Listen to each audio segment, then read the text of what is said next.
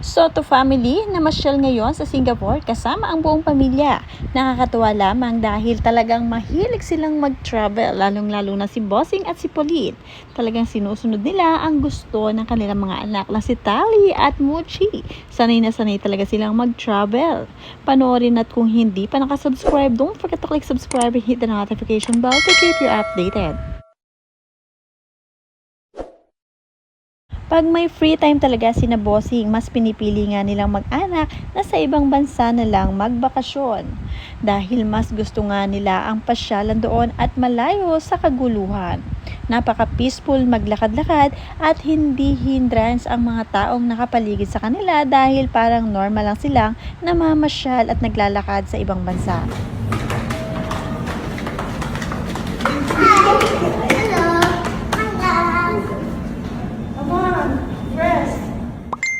Minimake sure talaga ni na Bossing at Pauline Luna na naipapasyal nila ang mga bata from time to time, lalong-lalo na ngayon na malakas-lakas pa si Bossing at talagang kayang-kaya pang makapagsabayan sa walking.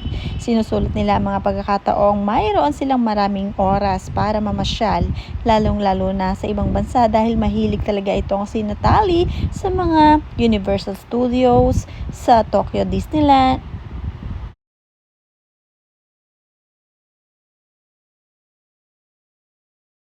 How are you?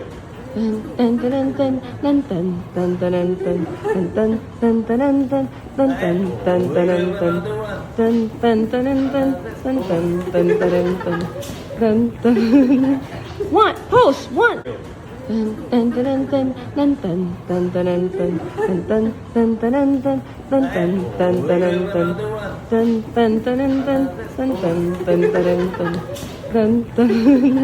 One, post, one, two, three. Marami naman ang nagkukomento nang i-post ni Pauline Luna ang pamamasyal nila sa Singapore. Sabi nga dito ng kanilang tagahanga, si Tali po kamukha ni Bossing pero ang humor po kay Miss Pauline. Si Mochi po hawig ni Miss Pauline pero ang humor po ay kay Bossing. Nakakatuwa dahil talagang marami ang uma-idolize talaga kay Bossing at Pauline at sa kanilang little family. Mula naman sa isa pang tagahanga, ang haba ng hair ni Mochi, please do not cut it. Bagay na bagay sa kanya. Sa totoo lang ay talaga namang napaka-cute ni Mochi at talaga namang taba-ching-ching pero bagay na bagay nga ito sa kanya.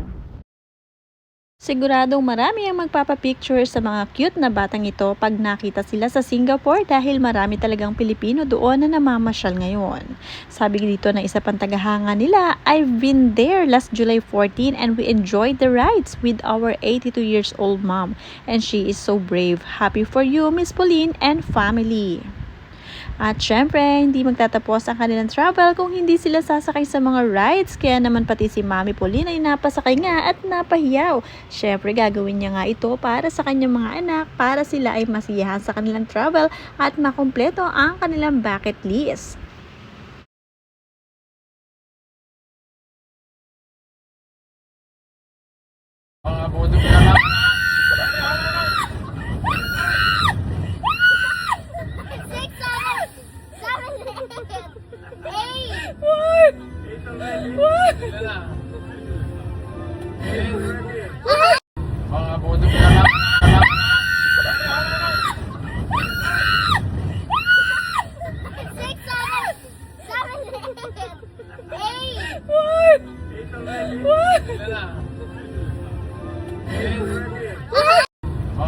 Napa-thank you Lord nga si Pauline Luna sa kanilang travel sa Singapore dahil ngayon lamang ulit sila nakabalik dito after nila mag-travel sa iba't ibang bansa pa. Napili nila ang Singapore dahil nga napili din ng mga bata ang pumunta sa Universal Studios. Nakakatuwa din ang mga komento sa kanila dahil mga positive ito. Mula doon sa isa pang taga-komento na si Elvira Manuel, we love you Pauline and family. It's a great picture. God bless your family. Mula naman kay Josefa Romero, enjoy everyone. I am so proud of you all for all your hard work and dedication and keep shining. Kasama nga rin dito ang kapatid ni Bossing Vic Soto na palagi rin sumasama sa mga travel nila. Talaga namang very close si Bossing Vic sa kanyang mga kapatid kaya naman palagi itong may travel buddies.